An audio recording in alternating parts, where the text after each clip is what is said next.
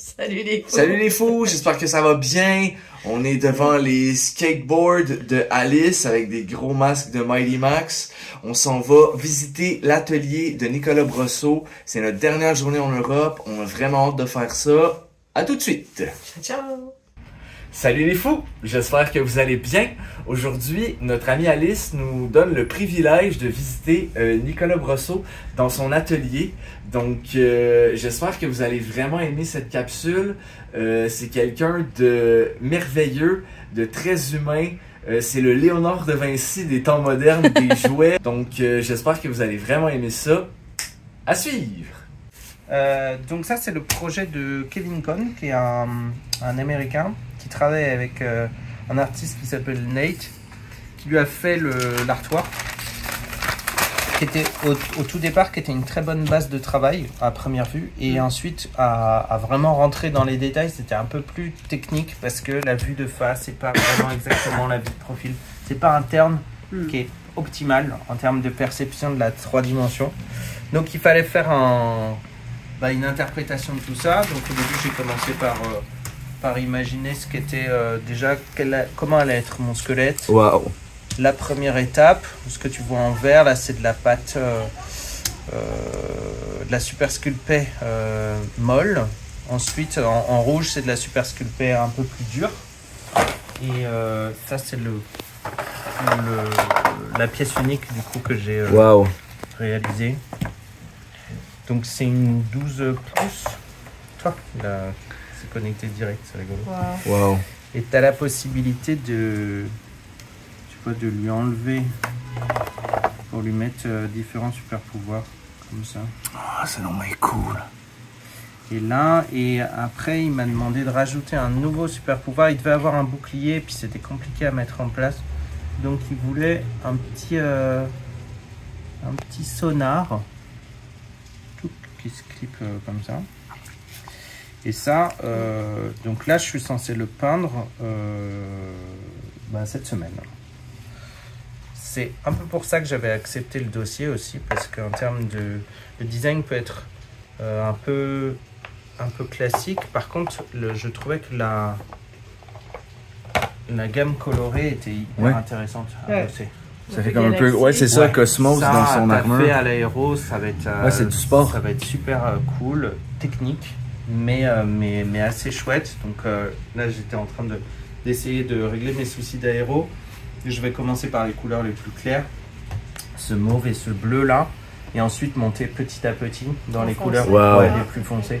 Sûrement ensuite enchaîner sur ces violets, et puis après les bleus comme ça. Et là, il veut du chrome. Ah oui. Oui. Très très chaud à avoir le chrome. Ah ouais. Donc je vais tester un nouveau produit que j'ai jamais testé. Si ta surface est complètement clean comme ça là, tu bombes en noir, et ensuite à l'aérographe, c'est un métallisé spécial qui réagit a priori sur un glossy, sur un noir glossy, ça fait un effet chrome. Donc ça va être un test. Je n'ai jamais encore essayé. Mais le client est hyper agréable. Kevin, il est vraiment... J'ai pas la pression. Mais... Non, il est trop sympa. Il me valide tout. Il me fait énormément confiance. C'est vraiment un plaisir de taper avec lui. Donc des fois, tu prends des contrats, si je peux dire, ou c'est pas toi qui fais tout de A à Z? Ouais, parce que en termes de design, du coup, j'aime bien tout faire. Là, ça commence à changer. C'est-à-dire que j'ai envie je vais tester un peu autre chose là bientôt, parce que j'arrive un peu au bout de ce métier. J'ai le sentiment de la manière dont je le fais, à savoir en autonomie complète, c'est un peu saturant quoi. C'est difficile. Ouais, parce que tu trouves l'idée, tu le conceptualises, tu le designs, tu le réalises, tu le fais, tu le modélises, tu le peintures, fait qu'à un moment donné tu décroches jamais. Ouais, ça c'était un peu le précédent format. Là, sur cette nouvelle année, avec cet atelier, du coup, je suis plus passé par des commandes. Donc, ce projet-là et ce projet que tu as là. Ah oui, ça j'ai vu sur... Ça j'ai vu sur... Ah, je voulais retenir le nom, merde. Donc ça, c'est Furia. Furia Dino Laser. Waouh. Du coup, tu t'en es sorti avec tes... Alors, je reçois les packaging aujourd'hui, là. Ah ouais? Ouais. athée. Et donc là, tu as un exemple d'une... Là, tu as une figurine donc avec Wow. la petite épée aimantée. Trop cool. Elle brille dans le noir. Oui, oui. On a mis un après de surface glow in the dark. Et Et du coup, le concept, c'est pas toi. non, C'est ça toi qui c'est le avais- même ouais. principe. Ok. Sculpture que j'ai réalisée, peinture, fabrication, etc. Ok. Sauf que le design, c'est mon client. D'accord. Là, en l'occurrence, c'est Mathieu Sancho qui a imaginé tout ça, qui a fait aussi le graphisme de la boîte. Ok. C'est un excellent dessinateur, il bosse dans l'animation, il est prof également. Il est techniquement extrêmement doué. Pour le coup, ses turns sont optimales. À lui, c'est vraiment... c'est un plaisir de sculpter pour lui. À terme, il voudrait faire les autres bonhommes. Ouais. Logiquement, on partirait sur ce personnage-là Shark. ensuite. Voilà. Ah, il est vraiment très Un peu cool. dans Ouais. les vibes Street Sharks. Ouais. Et, mais là, ça sous-entendrait de faire un Kickstarter parce que le prix de vente de celui-ci et le temps de fabrication, j'étais complètement hors course. J'ai 2-3 mois de retard. C'est que j'ai évidemment pas devisé. Ouais. C'est un métier qui est vraiment très, très, très dur. Puis qu'est-ce qui Et je m'en rends compte de plus en plus, qu'est-ce qui détermine le nombre d'exemplaires que tu vas faire? Est-ce que c'est tu sais, le temps alloué que tu as pour le projet? Est-ce que c'est tout le temps aléatoire? Alors, il y a plusieurs manières de voir la chose. Si je fais par exemple mes propres personnages, Oui. tout ce que tu vois là-haut, outre le Batman, ça Oui. c'est vraiment mes créations perso. Avec le statut d'artiste que j'ai, je peux faire que 12 pièces. OK. C'est 8 plus 4 épreuves d'artiste, je crois, quelque chose comme ça. Légalement, ça me permet de conserver mon statut d'artiste et de proposer à ceux qui m'achètent mon travail la caractéristique d'une œuvre originale, d'une sculpture originale. D'accord. Mais il y a toujours des manières un peu de s'arranger. Oui, parce qu'avec le Batman 1939.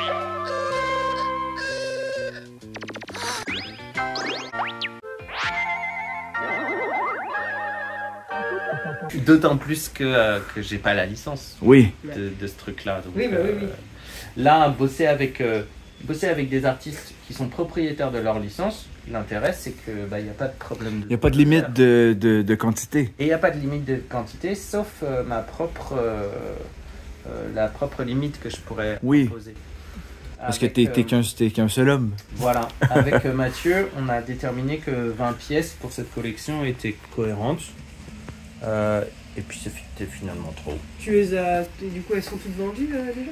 On en a vendu 14, il y en a 14 qui sont vendus, il en reste 6 et a priori il y a 4 promesses de vente sur les prochaines. Mais je D'accord. sais même pas si je vais les réaliser pour vous dire. Ouais.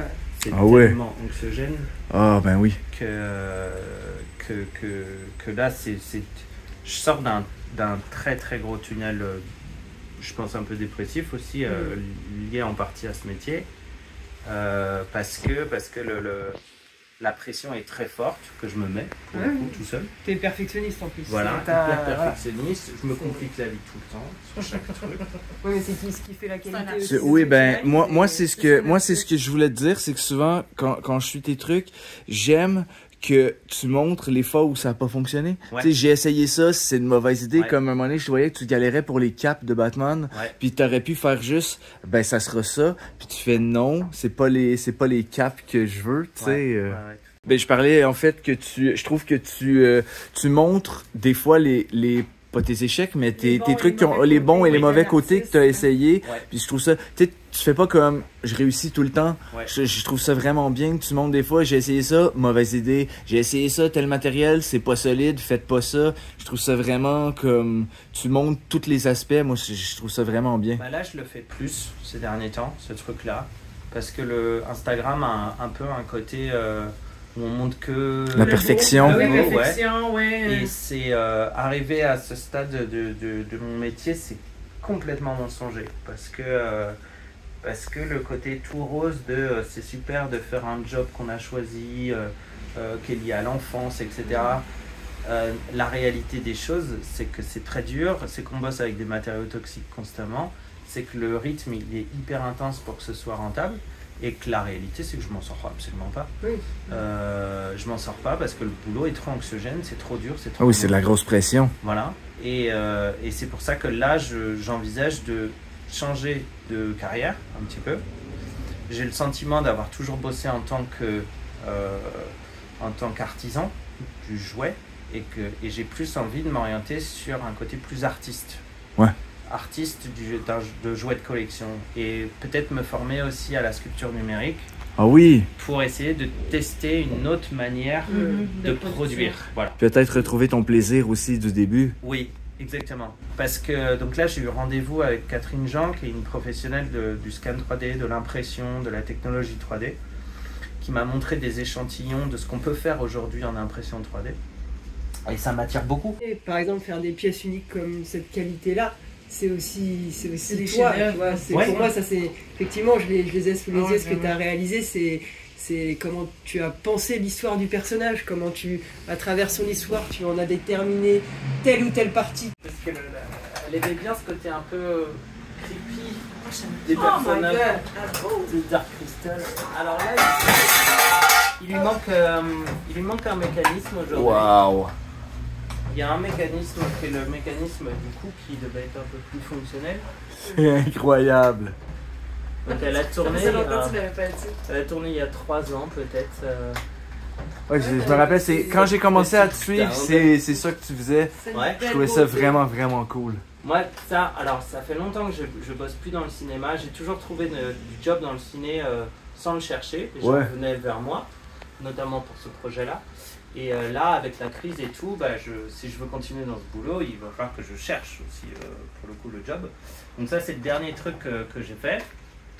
Et c'est passionnant. Ça, c'est vraiment un des aspects du métier qui est hyper agréable. Qui te fait encore que t'as encore du plaisir à le faire. Ouais, parce que ça correspond aussi à des deadlines. Le plaisir dans la création, pour moi, il correspond à des deadlines qui sont précises et fixes. Et le souci à bosser avec des collectionneurs, c'est qu'il n'y a jamais de détails. Et c'est un calcul. C'est quand ça se passe, quand ça se passe, quand ça... Un peu plus de pression, De de ouf. challenge. C'est pour ça que j'ai 3 mois de retard. Parce qu'en fait, à chaque fois, je suis en confrontation avec des gens qui sont hyper sympathiques, hyper souples, hyper détentes. Et ils ont juste... Ils me disent tout le temps la même chose, à savoir non, mais même si ça prend 1 an, c'est pas grave et tout. Je préfère que ce soit bien fait et que tu prennes le temps de bien le faire plutôt qu'on finisse dans les délais. Ouais, mais c'est pas ce que je veux entendre, moi. Nicolas va être maltraité. Boss avec Alice, elle va te mettre la pression. Hein. On va faire un Prendre la Tortue Ninja, Oui, c'est du ça. Motu. Qu'est-ce Et encore, il y en a, ils connaissent pas forcément les Mighty Max, ils les laissent. Il y a plein de... Et en fait, nous, ça nous laisse quand même... C'est pour ça que je me dis, je suis jamais... Quoi qu'il arrive, on a tous un regard différent, on est Oui. tous singuliers. Ouais. Et en brocante, on peut tous trouver notre bonheur. Même si ça a été ratissé et tout, Ouais. des fois je trouve des choses que je regarde autrement et je prends. Parce Et que... parfois aussi, je trouve ça agréable de rien trouver. Par moment, pas tout Oui, le oui, temps. ça. Ouais. Parce que ça apaise aussi, tu sais que tu vas pas. Ah, c'est pas aujourd'hui. Ah, c'est un coup de dé, tu sais jamais. Ouais.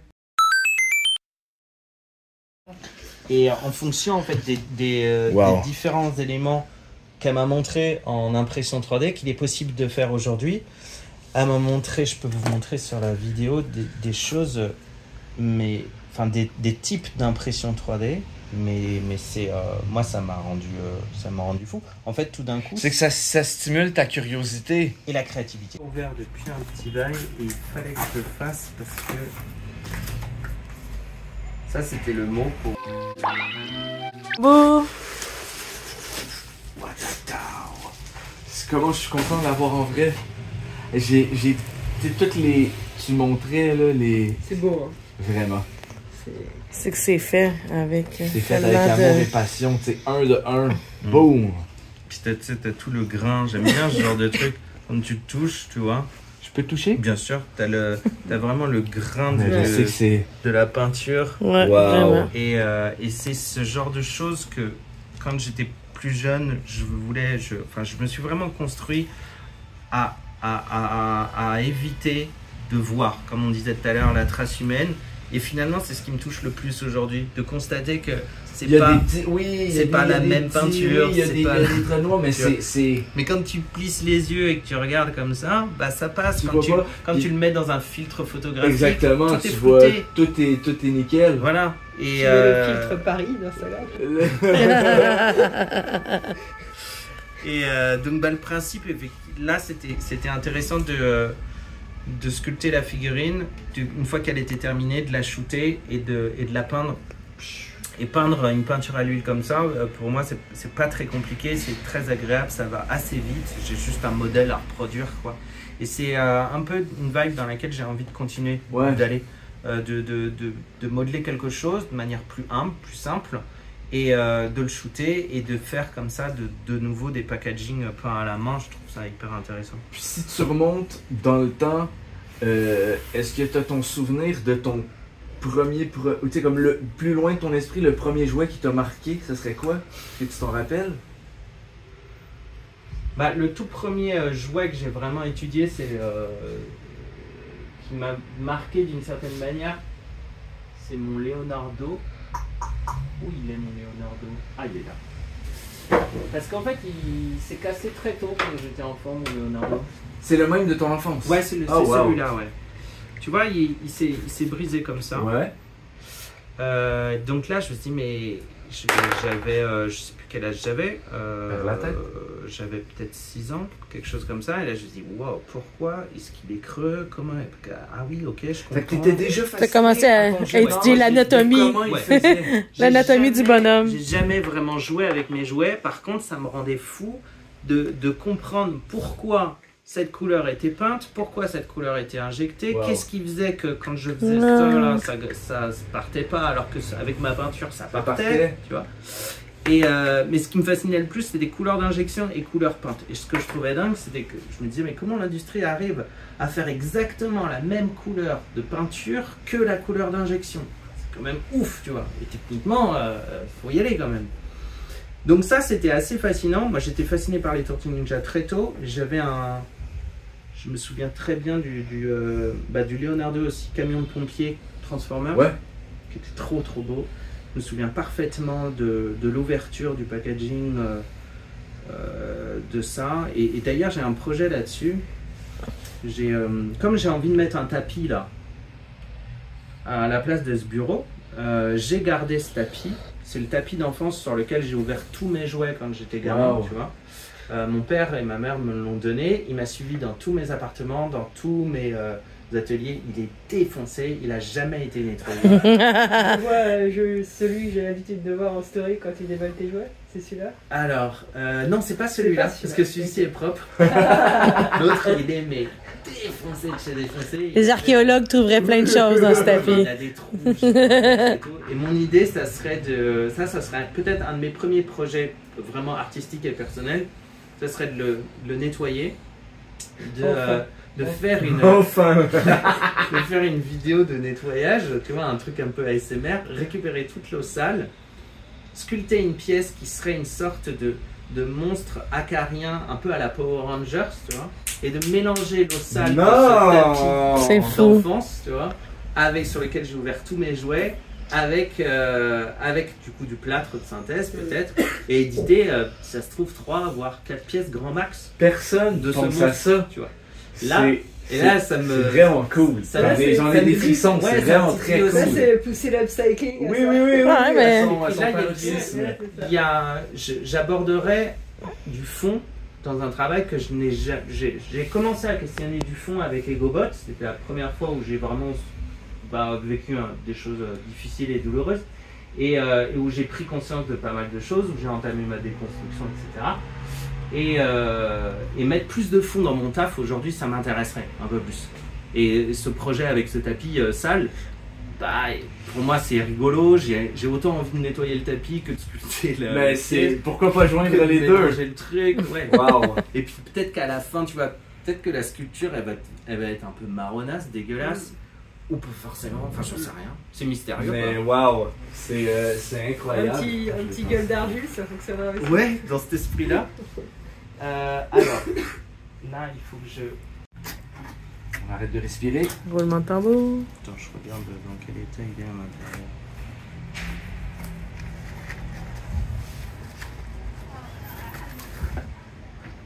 Ouais, ça va.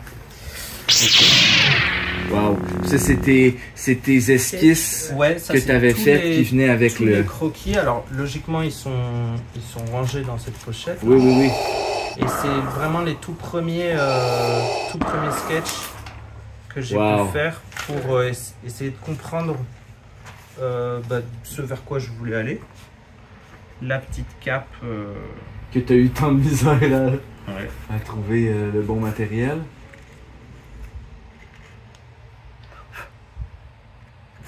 Si tu veux, t'es pas obligé de le sortir de la boîte. Oui, on va le laisser effectivement à l'intérieur. Oui, je vais le sortir juste de David Prose.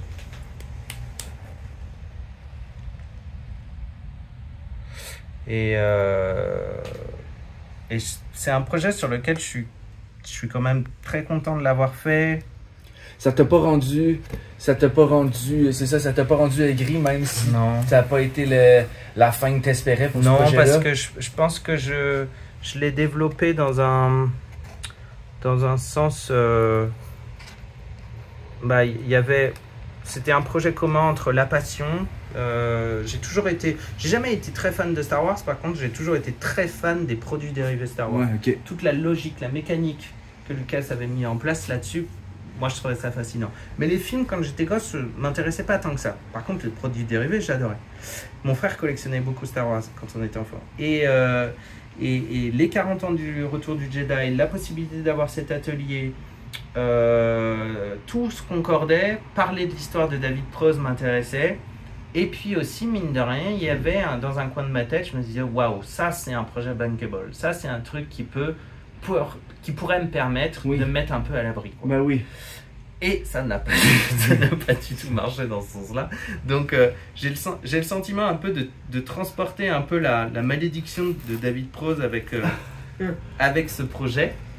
Mais Mélanie mon agente me disait que ça va m'emmener ailleurs. Je sais pas exactement. Tu as tellement appris avec ça, je pense aussi. Ouais. Puis ça a été tellement... Écoute, combien de personnes ont vu tout ton processus de partir de rien puis de finir juste... Wow. Puis moi je pense que il n'y a rien qui arrive jamais rien pour rien, je pense. Puis si ça prend ça pour te... Ça a fermé une porte, mais combien d'autres que ça a pu ouvert? J'espère.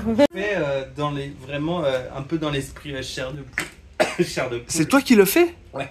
Oh! C'est le tout premier truc... Comme il est cool! Tout premier truc que j'ai fait une fois que je me suis mis au chômage après mon job dans le jouet, c'est le tout premier projet.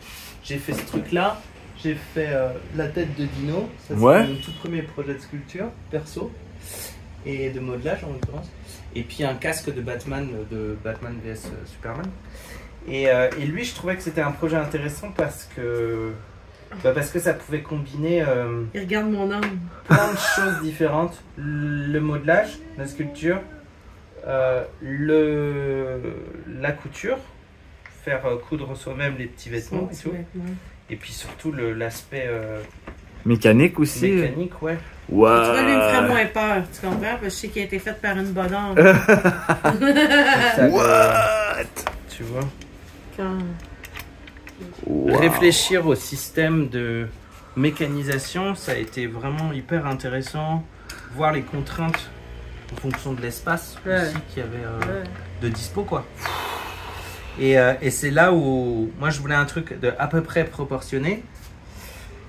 Et alors l'échelle a été donnée par les bras, parce que les bras proviennent d'une poupée d'1,20 m pour enfants. Tu t'es basé sur les bras pour faire le reste du corps. En fait, j'ai trouvé la poupée dans une poubelle, je l'ai articulée avec un mouvement à ce niveau-là. Et de là, j'ai fait plusieurs dessins pour essayer d'avoir quelque chose à l'échelle. Et pour essayer de sortir aussi une tête qui soit pas trop grosse, mais assez quand même pour caler des mécanismes dedans. Et sur le tout premier croquis, que je vais vous montrer, sur le tout premier croquis, il devait avoir un mécanisme de... Il va avoir un mécanisme de... Comme il est trop cool. De sourcils. Oh ouais, pour que les sourcils bougent aussi. Ouais, mais j'ai pas réussi. C'est compliqué. Tu fais des calculs mathématiques, là. T'es vraiment un Léonard de Vinci des temps modernes, là, du jouet. J'avais pas assez de place. What? Attends. Où est-ce qu'il est ce projet? Il est peut-être au tout début. J'avais pas assez de place finalement pour mettre la tête, pour mettre les sourcils. Tiens, voilà. What? Ça a été un des tout premiers croquis. Et tu vois que les sourcils sont présents. Oui. Mais le mécanisme des yeux prenait tellement plus de place que prévu que du coup, les sourcils, c'était pas possible. Wow. Et ça, je m'en suis rendu compte qu'au moment où j'ai constaté le trou dans la tête, quoi. Ok. L'espace que tu avais aussi pour... Était dispo, ouais. Wow. Et c'est aussi comme ça que j'ai capté que les pantins ventriloques, pourquoi ils ont des grosses têtes et avec des sourcils mécanisés, c'est parce que plus la tête est grosse, plus tu peux mettre de l'espace. Dedans. Sur un modèle comme ça, c'était forcé de n'avoir que la bouche et les yeux, ou alors la bouche et les sourcils, mais tu pouvais difficilement avoir les deux.